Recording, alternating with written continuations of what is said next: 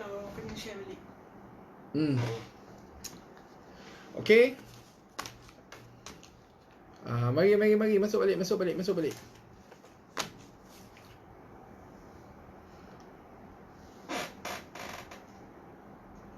Okey, mari panggil kawan-kawan masuk balik. Minta maaf banyak-banyak ya. Dalam keadaan PKP ni itulah dia. Keadaan yang kita hadapi. Masuk balik ya, jemput masuk semua. Ya. Panggil kawan-kawan untuk masuk balik. Ada 200 kawan-kawan kita tadi sedang menonton.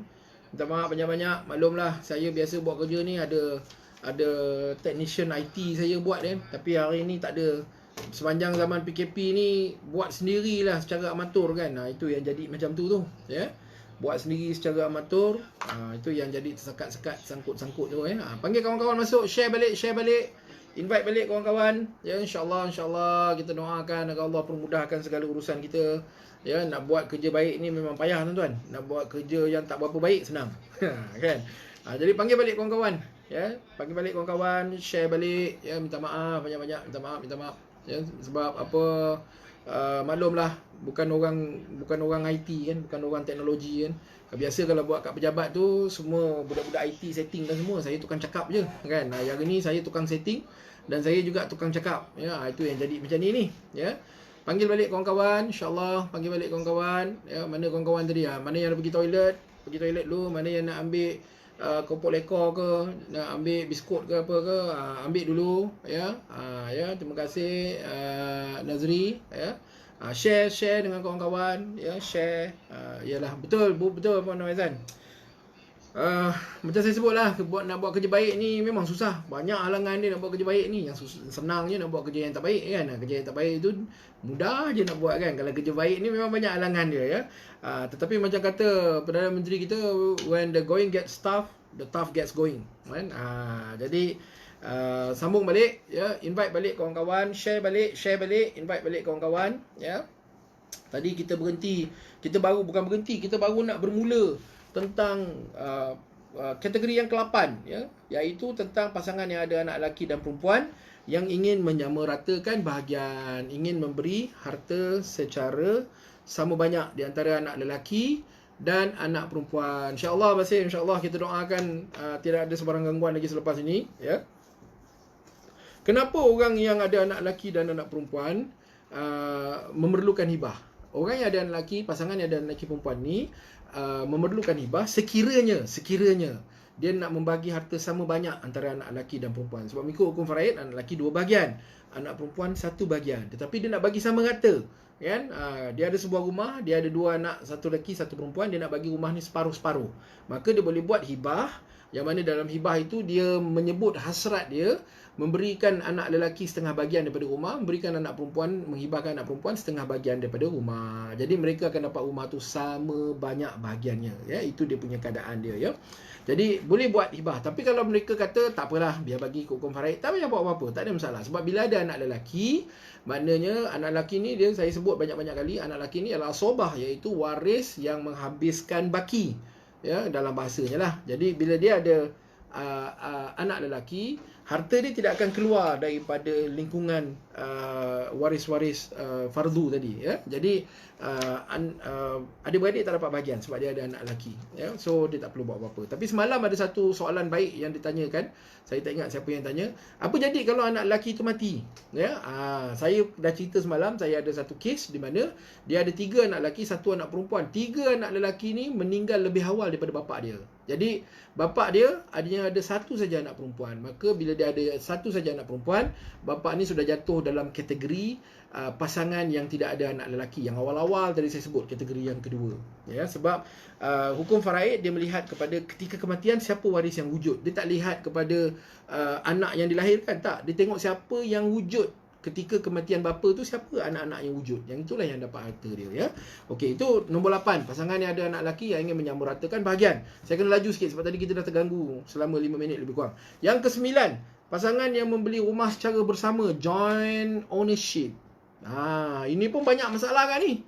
Banyak masalah. Suami isteri beli rumah secara bersama. Sekarang kebanyakan bank kan minta rumah dibeli secara bersama kan. Suami isteri yang membeli rumah secara bersama, dari segi prinsipnya setiap suami dan isteri ini memiliki setengah bahagian rumah, setengah bahagian rumah. Itu dari segi prinsipnya. Kemudian si suami meninggal dunia. Bila suami meninggal dunia, setengah bahagian suami ini tadi sudah pun menjadi harta pusaka dia. Ya, ini cerita yang saya bawa tuan-tuan daripada tahun 2004. Tapi saya dapati ada ramai orang sekarang yang membawa penceritaan yang sama, which is good, bagus sebenarnya, sebab kita nak educate public supaya dia faham. Sebab banyak suami dan isteri yang membeli rumah secara bersama mengandaikan bahawa bila suami mati, bahagian suami yang setengah ni automatik pergi pada isteri. Sebenarnya dia tidak begitu. Bila suami mati, bahagian setengah suami ini sudah jadi harta pusaka suami. Siapa yang berhak ke atas setengah bahagian ni? Yang berhak ke atas setengah bahagian ni adalah waris-waris suami mengikut hukum faraid. Siapa waris-waris suami? Waris-waris suami ialah isteri ni tadi, yang memang original tuan punya setengah bahagian rumah. Tetapi dia dapat lagi 1/8 daripada bahagian suami yang setengah ni tadi. Anak-anak mereka, jika mereka ada anak-anak. Ibu bapa, jika ibu bapa masih hidup, 1/6, 1/6 jika si mati ada anak. Ya, jadi maknanya bukan bila mati aja suami, automatik setengah bahagian ni pergi kepada isteri. Tidak begitu. Matinya suami, maka automatik isteri dan anak-anak dapat bahagian. Tidak. Matinya suami, bahagian dia adalah harta pusaka yang dimiliki oleh waris-waris dia mengikut hukum faraid. Jadi dekat situ ada ibu, dekat situ ada ayah, 1/6, 1/6. Kalau dia masih ada ibu ayah. Kalau dia tak ada anak perempuan dan ayah dia dah meninggal dunia terlebih dulu, setengah bahagian ini yang dia mati ni, setengah bahagian ni adalah milik isteri dia, 1/8. Anak-anak perempuan dia 2/3 dengan ada yang dia tak ada anak lelaki ya. Bapa dia dah mati, mak dia 1/6 ya, dan ada baki akan pergi pada adik-beradik dia. Tuan-tuan, kalau cash senang tuan-tuan. Saya tak buat apa-apa perancangan untuk wang tunai saya, sebab pada saya bila saya mati wang tunai ni bagilah pada adik-adik saya, tak ada masalah ya. Jadi bila adik-adik saya dapat wang tunai ni, sukati dia lah dia nak buat apa. Kan, dia nak pergi mana, dia nak belanja, dia nak pergi holiday ke mana, sukati dia lah dia, sebab wang tunai. Tapi kalau rumah, kesan dia berpanjangan. Ya, jadi suami isteri yang memiliki rumah secara bersama, ya, membeli rumah secara bersama, apa yang mereka boleh buat? Mereka boleh buat hibah. Suami bahagian dia yang setengah hibahlah kepada isteri, atau bahagian dia yang setengah kalau mereka ada anak-anak, hibah pada anak-anak. Isteri bahagian dia yang setengah hibahlah pada suami, yang mana kebanyakan isteri memang tak nak hibah pada suami, maka isteri hibahlah pada anak-anak. Jadi bila suami mati, bahagian suami ni tidak jatuh di bawah faraid sebab dia semasa hidup sudah pun dihibahkan. Ingat ya, saya sebut daripada awal. Saya sebut bahawa hibah itu terlaksananya semasa hidup.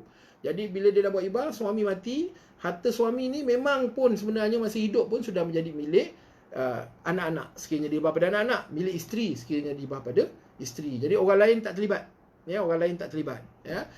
Jadi begitulah juga isteri bila dia mati, maka bahagian dia pergi kepada anak-anak ataupun pergi kepada suami. Orang lain tak terlibat. Ya, jadi pasangan yang membeli rumah secara bersama, joint ownership ni ramai kawan-kawan kita kat luar sana yang beli rumah secara bersama ni, betul tak?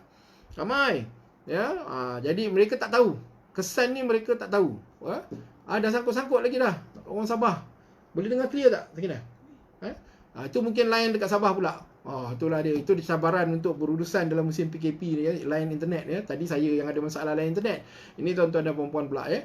Jadi pasangan yang membeli rumah secara bersama ya, kawan-kawan kita kat luar, sebab tu saya suruh share sebanyak-banyaknya supaya kawan-kawan kita, adik-beradik kita yang beli rumah secara bersama, dia faham kesan dia ya. Yang ke-10, businessman yang memiliki saham, ahli perniagaan. Sebab apa? Saya ada saham dalam Wasai Shop Berhad. Ya, saya ada katalah 1 juta saham dalam Wasai Shop Berhad. Saya mati. Bila saya mati, semua harta yang sah menjadi milik saya adalah harta pusaka. Semua. Jadi, antara harta pusaka saya termasuklah juga saham perniagaan saya. Ya. Sedangkan waris saya mengikut hukum faraid siapa? Saya dah cerita daripada awal. Waris saya mengikut hukum faraid ialah isteri saya, 1/8 isteri. 3 salah lagi lah. Hari ni banyak cabaran dia lah tuan-tuan. Banyak sungguh cabaran dia hari ni ya. Sangkut. Saya pun dah tersangkut-sangkut balik ni. Isteri 1/8, anak perempuan 3 orang 2/3, ibu saya 1/6 dan ada 4 adik lelaki saya mendapat bahagian. Jadi saya ada 9 orang waris faraid. Saya tak buat apa-apa ke atas saham perniagaan saya mati. Maka saham saya dalam syarikat itu adalah harta pusaka yang wajib haknya ke atas 4 orang ni, kecuali 9 orang ni, kecuali mereka menolak. Ya, jadi apa yang saya buat, saya sudah pun menghibahkan saham saya kepada anak saya yang saya telah latih untuk menguruskan syarikat saya, yang telah saya setkan apa yang akan siapa yang akan memiliki saham tersebut. Dan anak saya ni pula saya dah latih dia supaya dia faham tentang perniagaan. Ya, even anak saya pun daripada 3 orang bukan semuanya tahu tentang perniagaan wholesale shop. Tak tahu. Yang tahu seorang saja. So saya nak hibahkan kepada yang seorang ini. Jadi bila saya sekarang saya hibahkan, hibah sudah pun sah semasa hidup. Saya mati, saham saya ni akan menjadi milik anak saya yang seorang ni. Memang saya dah latih sebagai saya punya pewaris perniagaan. Jadi businessman yang memiliki saham perlu menggunakan kaedah hibah, ya. Saya ada satu kes seorang sahabat saya ni, dia businessman lah. Dia ada seorang anak angkat perempuan, dia ada seorang anak angkat perempuan. Ya, jadi bila dia ni seorang businessman yang berjaya. Jadi bila dia pergi keluar negara, adik lelaki dia datang ke pejabat dia, panggil staff dia semua meeting. Staff dia tahulah itu adik lelaki bos sebab selalu datang, ya.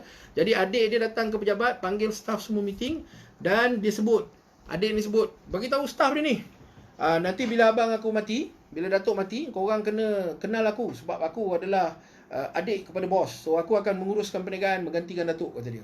Ya, jadi bila datuk ni balik, bila kawan saya ni balik, dia dengar cerita staff dia macam tu, cepat-cepat dia buat hibah saham sebab dia bimbang. Sebelum tu dia tak terfikir. Saya dah cakap dengan dia banyak kali, dia tak terfikir. Bila berlaku insiden itu, cepat-cepat dia buat hibah saham. Dia hibahkan saham perniagaan dia pada anak angkat dia yang memang telah dia latih untuk mewarisi perniagaan dia. Kalau tak ingat, anak angkat zero tau, tak tahu apa-apa, tak dapat apa-apa. Ya, jadi dia hibahkan pada anak angkat dia, ya. Ada soalan daripada Aiman. Jika suami isteri dulunya membeli rumah secara bersama dan telah bercerai, setelah beberapa tahun bekas isteri telah menyelesaikan tunggakan rumah itu, adakah si bekas suami ini masih ada hak ke atas rumah itu? Okey, nama rumah dua orang. Nama isteri dan juga nama suami. Bercerai. Ya, lepas tu isteri selesaikan semua loan rumah. Siapa yang berhak ke atas rumah itu? Yang berhak ke atas rumah itu adalah kedua-dua pihak. Sebab nama dalam dokumen adalah nama kedua-dua pihak. Ya, bekas suami ada hak ke atas rumah tersebut. Dia dalam situasi ini dia akan jadi lebih meriah apabila bercerai, suami berkahwin dengan perempuan lain. Ya, rumah ni nama bersama ni, suami dan isteri. Bercerai, suami berkahwin bersemula dengan perempuan lain, ya, suami kahwin dengan perempuan lain. Lepas tu suami mati. Bila suami mati, maka isteri yang tadi tu ada hak ke atas bahagian rumah bekas suami. Bekas isteri masih hidup. Jadi bekas isteri dan isteri baru suami berkongsi satu rumah.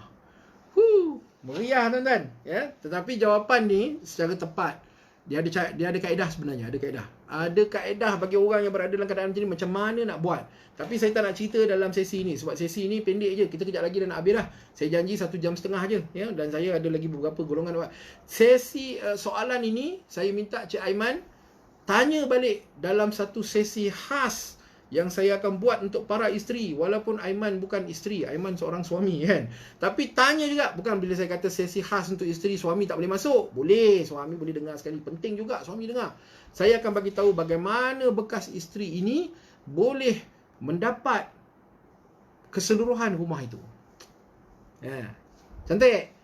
Isteri jangan lupa, saya akan war-warkan poster nanti. Mungkin minggu depan lah. Hari ni pun dah hari Ahad, minggu depan besok sebenarnya.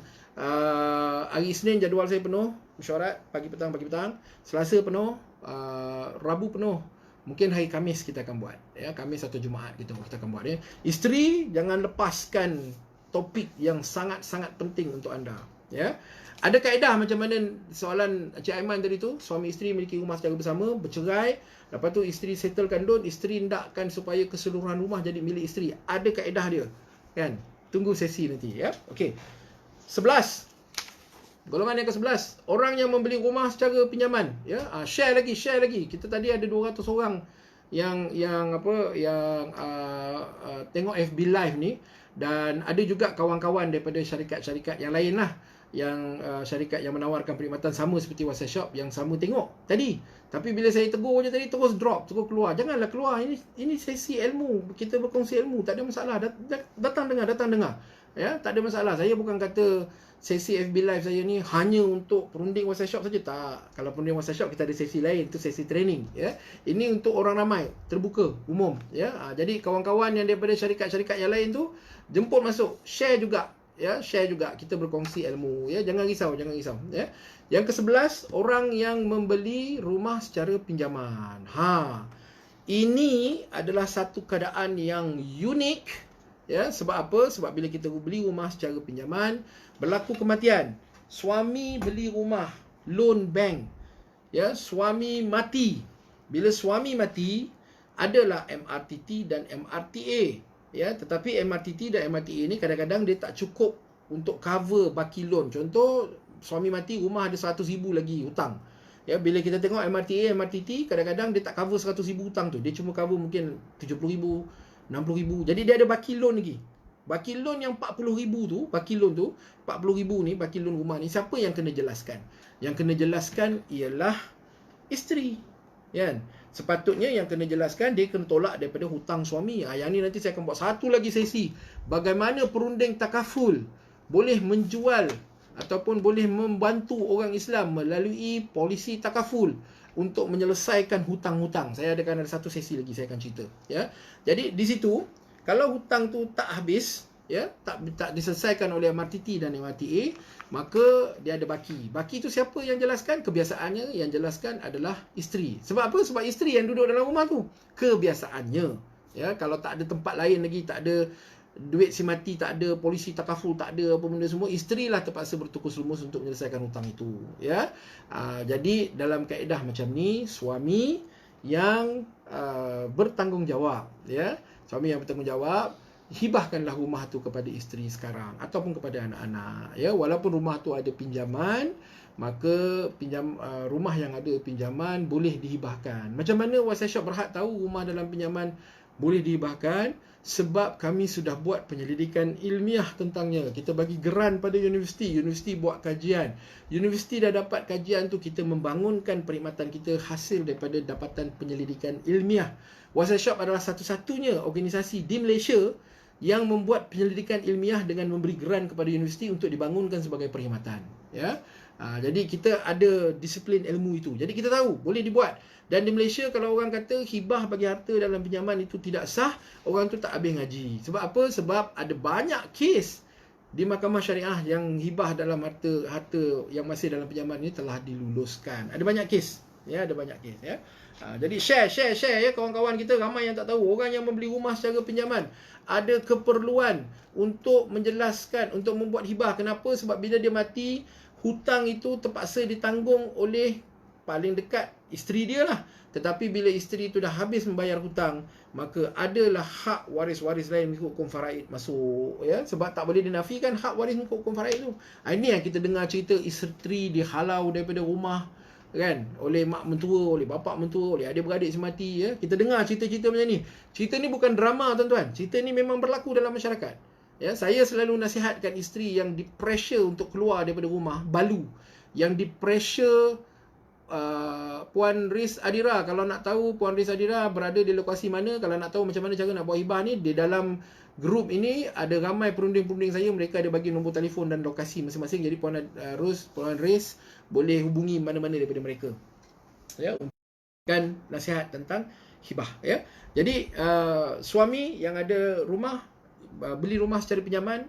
Mana ada orang beli rumah secara cash, betul tak? Sekarang ni orang kaya pun tak nak beli rumah secara cash.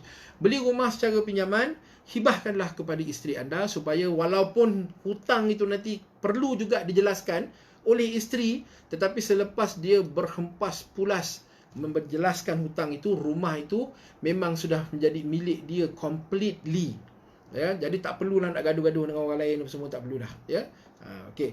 Yang ke-12, isteri yang suri rumah tangga sepenuh masa. Kenapa suami yang ada isteri suri rumah tangga sepenuh masa perlu buat hibah? Kerana isteri itu adalah tanggungjawab kita. Suami, bahagian isteri, ya, daripada harta pusaka hanyalah 1/8 sahaja.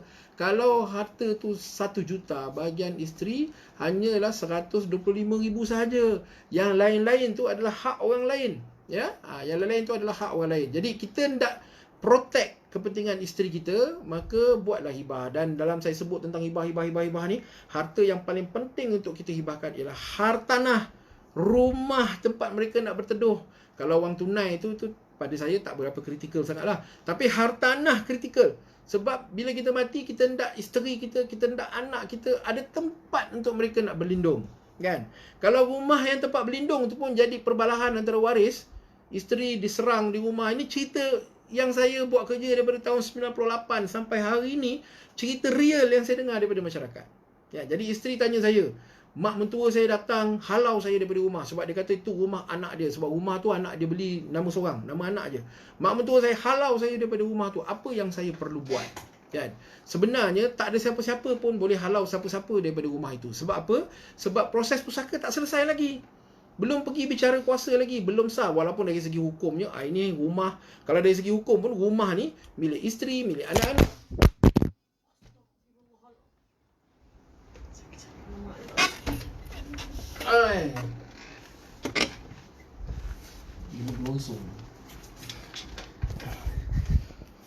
Memanglah cabaran hari ni ya, macam-macam. Mula-mula internet kantoi kan. Sekejap ya, saya cuba.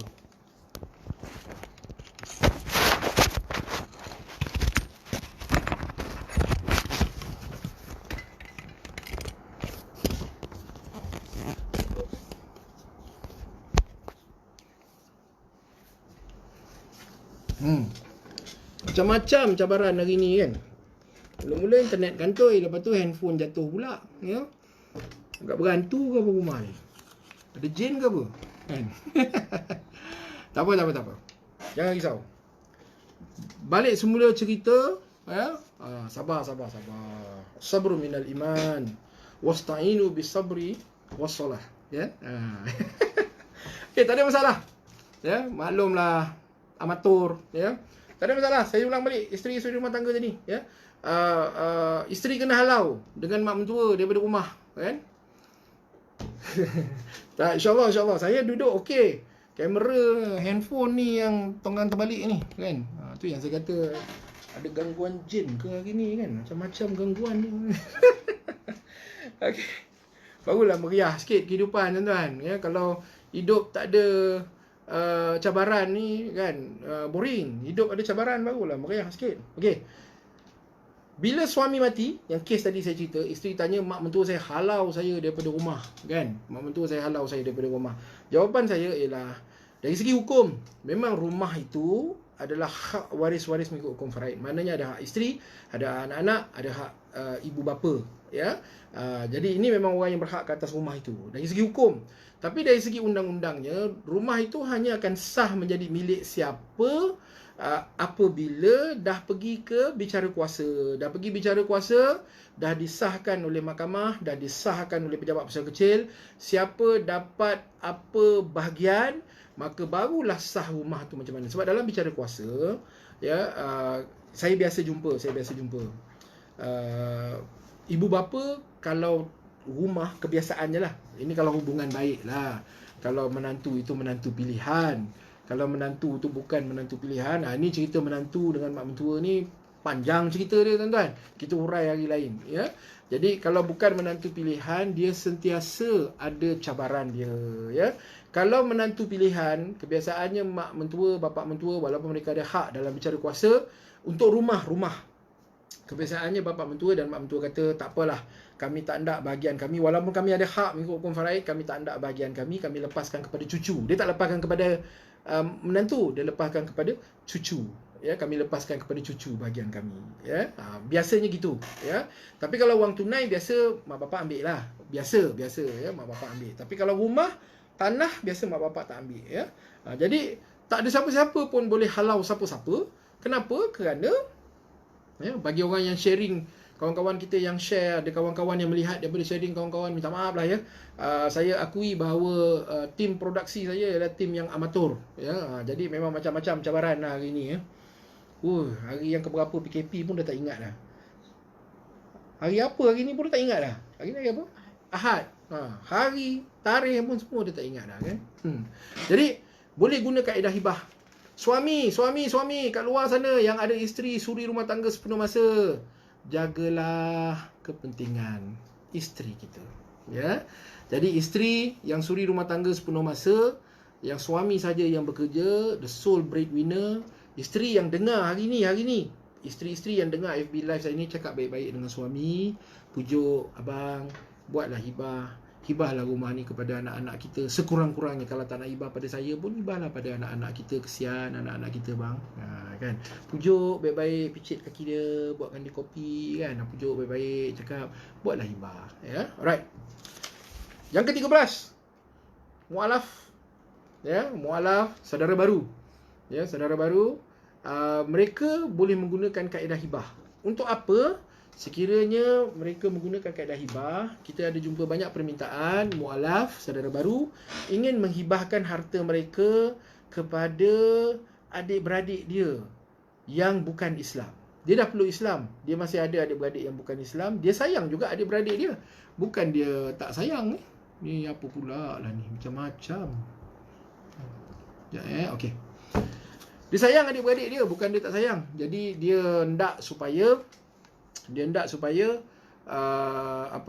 adik-beradik dia mendapat harta dia. Dia boleh guna kaedah hibah. Sebab hibah ni tuan-tuan, macam saya sebut, hari ke-19, terima kasih Puan Zalia ingatkan saya hari ke-19 kan. Menu pun dah habis dah tak tahu dah nak masak apa dah. Mudahnya masak Maggi je lah kan, dah tak ada benda nak masak lah kan. Okey. Dia boleh hibah kepada adik-beradik dia. Ya, jadi bila dia hibah kepada adik-beradik, hibah ni dia macam saya sebut awal-awal lagi, hibah ni nak bagi siapa pun, bagilah kepada siapa-siapa pun, ya. Tak ada masalah nak bagi kepada kawan baik, nak bagi pada adik-beradik, nak bagi pada anak, nak bagi pada isteri, nak bagi pada mak bapak, nak bagi pada best friend forever, nak bagi pada orang bukan Islam pun boleh, tak ada masalah, ya. Sebab dia berkuat kuasa semasa hidup, ya. Jadi bila dia buat kuasa semasa hidup, maka bolehlah diberikan hibah itu kepada adik-beradik yang bukan Islam. Tuan-tuan dan puan ingat tak kes Allahyarham Murti, pendaki Everest Malaysia yang pertama, kan? Ada isu harta pusaka Allahyarham Murti ni, ingat tak? Ya, sampai ke tahap bawa pergi ke Mahkamah Persekutuan, yang mana isteri dia iaitu seorang non-Muslim menuntut harta pusaka Allahyarham Murti. Allahyarham Murti ni dia sebatang kara, dia seorang-seorang aja masuk Islam. Ada beradik ke? Saya pun tak ingat fakta kes secara jelas, tapi yang menuntut harta pusaka Allahyarham Murti ialah Baitul Mal Wilayah Persekutuan. Jadi Baitul Mal Wilayah Persekutuan versus pasangan ataupun isteri Allahyarham Murti tadi, ya. Non Muslim, Baitul Mal, ya. Jadi bila berlaku keadaan macam tu, situasi jadi tak berapa cantik lah tuan-tuan, tak berapa harmoni. Jadi mualaf sekiranya dia membuat hibah kepada adik-beradik dia ataupun saudara mara dia yang bukan Islam, non-Muslim, itu merupakan satu kaedah dakwah di mana kita boleh lihat betapa syumul, betapa cantiknya Islam, ya. Sebab persepsi non-Muslim di luar sana ialah bila adik-beradik dia, anak dia masuk Islam, maka terputuslah segala-galanya, ya. Sebenarnya boleh buat. Jadi hibah ini boleh jadi satu kaedah dakwah kepada non-Muslim, supaya non-Muslim nampak bahawa sebenarnya Islam ni cantik. Sebab faraid memang mereka tidak mempusakai sebab dia non-Muslim, dia memang tidak mempusakai, tapi hibah boleh, tak ada masalah. Jadi adik-beradik yang non-Muslim terima hibah daripada abang dia yang Muslim, adik-beradik kata, wah, Islam is so beautiful lah. Ini adalah antara kaedah dakwah yang boleh diguna pakai, ya. Okey, jadi siapa-siapa saja kawan-kawan dekat luar sana yang ingin mendapat maklumat lanjut tentang hibah, boleh hubungi dengan kawan-kawan saya yang banyak meninggalkan nombor telefon dan sebagainya kat dalam grup ni, ya. Share sebanyak-banyaknya, share. Tapi hari ni memang minta maaf sangatlah, banyak sangat gangguan hari ni, banyak sangat ujian hari ni, ya. Okey, yang ke-14 ialah orang yang mempunyai portfolio harta yang kompleks. Harta dia banyak, dia ada saham syarikat, dia ada tanah, dia ada property di luar negara, ya, dia ada CDS account, dia ada macam-macam lah, dia ada harta dia banyak, dan dia ada hasrat, CDS account dia nak bagi pada anak ni. Sebab anak dia yang seorang ni memang kaki main saham, kan. Dia ada beberapa belas property, okey, 15 property, okey. Satu property, setiap satu dia nak bagi pada anak dia. Anak yang pertama, anak kedua, anak ketiga, anak empat, lima, seorang satu. Ada 10 property. 10 property ni dia nak bagi kepada anak yang sulung, sebab anak yang sulung ni selama-lama ni tolong dia menguruskan semua property ni, collect, sewa, maintenance dan sebagainya, ya. Jadi orang yang punya harta yang kompleks, dia boleh menggunakan kaedah hibah. Sebab kaedah hibah ni dia lebih precise. Harta ni orang ni punya, harta ni orang ni punya, harta ni orang ni punya. Kalau kaedah wasiat, diguna kaedah wasiat dan penerimanya adalah anak-anak, dia akan balik semula kepada hukum asal wasiat, iaitu sekiranya wasiat kepada waris perlu dipersetujui oleh waris terlebih dahulu, barulah ia boleh dilaksanakan. Jadi wasiat ni, saya dah sebut daripada awal tadi, wasiat bukan semua orang perlu. Orang yang perlu wasiat adalah dua jenis golongan, ya. Yang pertama ialah orang yang ada hasrat nak bagi 1/3 kepada pusat tahfiz, rumah anak yatim, anak angkat, anak tiri, 1/3 untuk amal kebajikan dia. Yang kedua ialah wasiat yang melantik wasi, yang mana orang ni ada harta 2 juta ke atas, ya. Jadi ini saja dua golongan yang memerlukan wasiat. Kalau dia ada hasrat, harta dia nak diuruskan seperti ini, nak diagihkan kepada orang ni, ya, maka yang dia perlu buat ialah dia perlu buat hibah. Itulah perbezaan utama di antara wasiat dan hibah, ya. Jadi saya ulang balik sebagai penutup, saya ulang balik, ya. Lepas ni jangan lupa, ya, nak tanya soalan bukan kat sini je boleh, nanti sesi yang akan datang pun boleh lagi, insya-Allah. Follow saya punya FB Arifin Sabirin Official, like, follow, ya, dan saya akan keluarkan poster untuk sesi-sesi yang akan datang. Tetapi sesi saya yang akan datang yang seterusnya, topik panas. Topik apa? Topik hak isteri ke atas harta suami. Suami masih hidup, suami selepas meninggal dunia, apa hak isteri, ya. Suami ingin berpoligami, apa hak isteri, kan. Jadi itu topik yang panas, jangan ketinggalan, ya. Saya akan cuba pastikan sedaya upaya saya supaya jin-jin yang mengganggu sesi kita pada hari ini semua jin-jin yang mengganggu sesi pada hari ini, pada hari itu saya akan ikat, masukkan dalam botol, kan. Saya akan cuba sedaya upaya saya bergurau lah mana ada jin, ya. Ini semua kelemahan diri sendiri sebab tak berapa adapt sangat dengan IT. Okey, saya ulang balik sebelum kita berpisah pada hari ini, ya. Saya ulang balik, siapa yang perlu buat hibah? Orang yang pasangan yang tidak mempunyai anak. Yang pertama. Siapa yang perlu buat hibah? Yang kedua, pasangan yang ada anak perempuan saja. Macam mana nak buat hibah? Kat luar sana, cek dengan kawan-kawan saya yang ada dalam grup ni, yang ada dalam ni, bagi nombor telefon semua tu. Ini semua kawan-kawan saya, boleh cek dengan dia, ya. Yang ketiga, bujang yang sudah pun berumur lanjut. Yang keempat, pasangan yang ada anak angkat. Yang kelima, suami yang berpoligami. Yang keenam, suami kematian isteri yang berkahwin semula, termasuk juga dalam golongan ini isteri yang kematian suami berkahwin semula pun sama juga, ya. Yang ketujuh, pasangan yang ada anak OKU. Yang ke-8, pasangan ada anak lelaki dan perempuan. Tuan-tuan tengok betul-betul, aku jatuh ke tak jatuh dalam kategori-kategori ni. Kalau tuan-tuan jatuh dalam kategori ni, tuan-tuan kena fikir secara serius untuk membuat hibah. Dan bila rasa, aku nak buat lah, macam mana aku nak buat? Dalam ni semua kawan-kawan saya ramai, boleh dapatkan nombor telefon dia orang, ya. Yang ke-9, pasangan yang membeli rumah secara bersama. Yang ke-10, businessman, ahli perniagaan yang memiliki saham. Yang ke-11, orang yang membeli rumah secara pinjaman. Wasiat shop adalah pelopor kepada hibah bagi harta dalam pinjaman. Bukan semua orang boleh buat hibah daripada harta dan pinjaman. Wasiat shop boleh buat, kenapa? Sebab kita telah membuat penyelidikan ilmiah dan kita tahu teknik dan kaedah dan SOP hibah bagi harta yang masih dalam pinjaman bank boleh dibuat, ya. Orang lain boleh buat tak? Boleh. Tapi sama ada dia buat penyelidikan atau tidak, tu tak tahulah. Ataupun ditipu siapa-siapa, tak tahulah. Tapi wasiat shop, kita adalah pelopor. Bila pelopor, maknanya kita yang pertama buat, ya. Yang ke-12, isteri suri rumah tangga sepenuh masa. Yang ke-13, mu'alaf. Dan yang ke-14, orang yang mempunyai portfolio harta yang kompleks, yang ingin mengagihkan harta mengikut hasrat dan keperluan dia, ya. Jadi tuan-tuan dan puan-puan, 14 golongan, ya. Sebenarnya banyak lagi tu, kalau nak dipecahkan secara terperinci banyak lagi. Ini saya sebut 14 golongan yang utamalah. Siapa yang perlu membuat hibah. Jadi tuan-tuan dan puan-puan, selepas dengar ni, renung-renungkan sama ada tuan-tuan dan puan-puan jatuh di dalam kumpulan ini ataupun tidak. Kalau tuan-tuan dan puan-puan jatuh dalam kumpulan ini, tuan-tuan dan puan-puan perlu memikirkan secara serius. Harta itu adalah milik kita, tuan-tuan. Tanggungjawab kita. Kitalah yang akan dipersoalkan tentang harta kita. Jadi bila ianya tanggungjawab kita, buatlah sesuatu supaya tanggungjawab kita terlunas.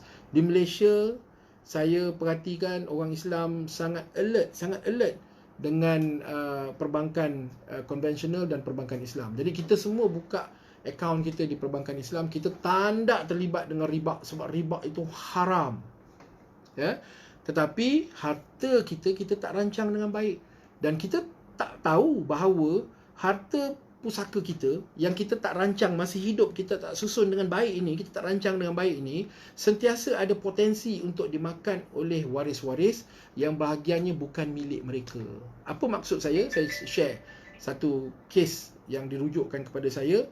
Seorang suami meninggal dunia, meninggalkan seorang isteri dan 3 anak lelaki.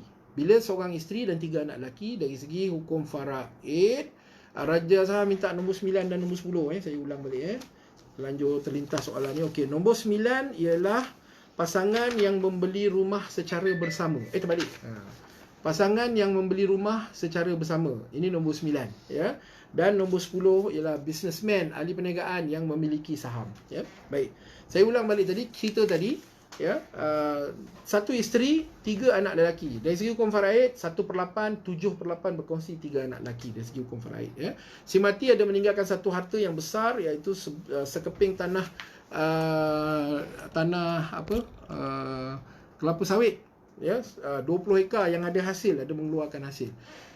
Selepas beberapa tahun, saya pergi ceramah dekat satu tempat ni. Tempat tu sekarang dah kena PKPD. Tak naklah cakap kat mana kan, cubalah teka kan.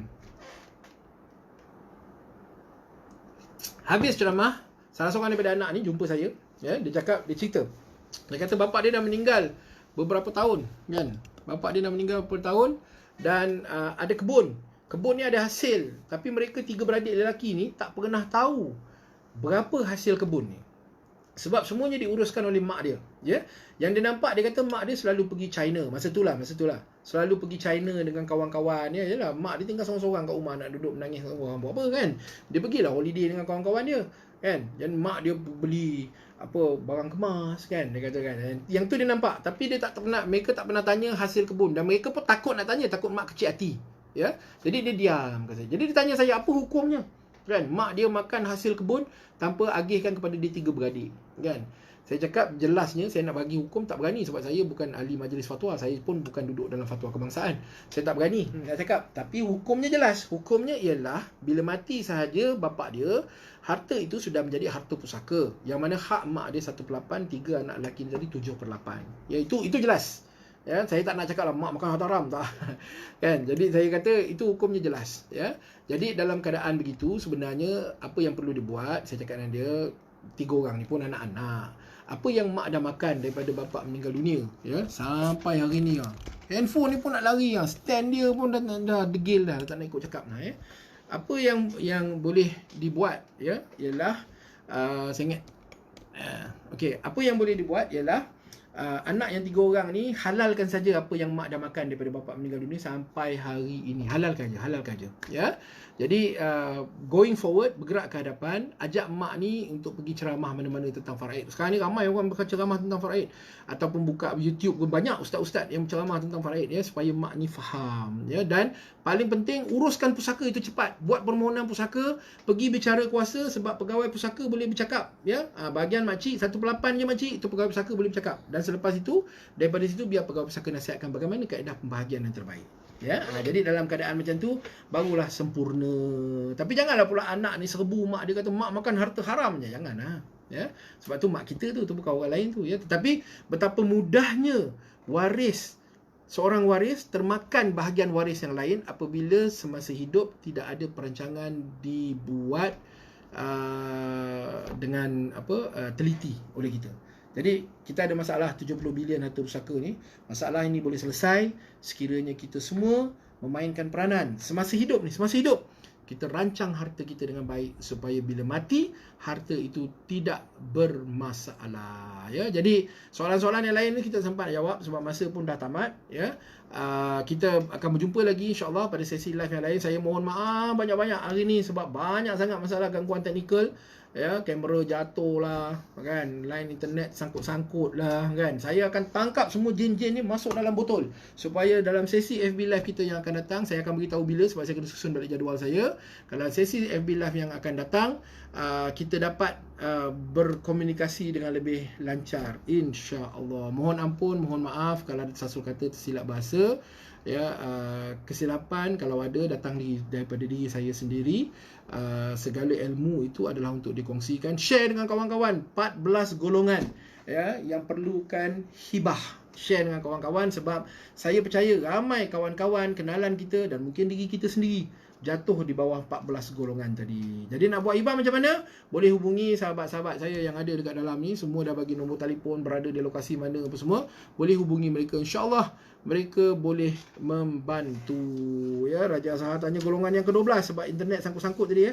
Golongan yang ke-12 ialah isteri yang merupakan suri rumah tangga sepenuh masa. Suami yang ada isteri suri rumah tangga sepenuh masa, guna kaedah hibah untuk protect, melindungi kepentingan isteri. Jadi tuan-tuan dan puan-puan, jangan buntu, jangan keliru, stay home, stay safe, stay positif dalam keadaan berkurung ini. InsyaAllah panjang umur, murah rezeki. Kita berjumpa lagi. Rancang harta dan urus pusaka kini tepat dan mudah. Sekian, wabillahi taufiq wal hidayah. Wassalamualaikum warahmatullahi wabarakatuh. Share, follow and like Arifin Sabirin Official. Terima kasih.